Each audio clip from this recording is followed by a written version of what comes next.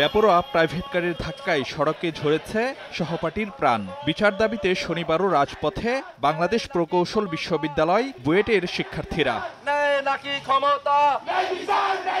ঝাঁঝালো slogan মিছিলে প্রকাশ পাচ্ছে ক্ষোভ আর প্রতিবাদের ভাষা। আর নয় প্রাণহানি, সড়ক হতে হবে নিরাপদ, দাবি উঠছে শিক্ষার্থীদের সোচ্চার কণ্ঠে।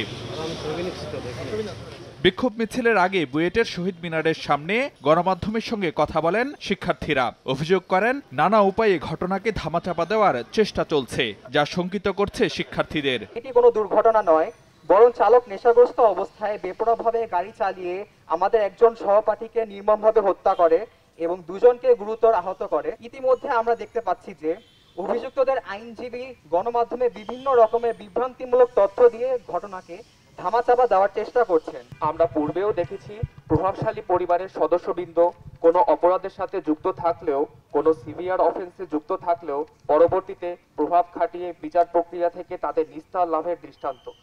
আমরা এই ঘটনায় এই ব্যাপারটির আশঙ্কা করছি। বিভিন্নভাবে বিচার প্রক্রিয়াকে ভিন্ন দিকে নিয়ে যাওয়ার প্রচেষ্টা আমাদেরকে শঙ্কিত করেছে।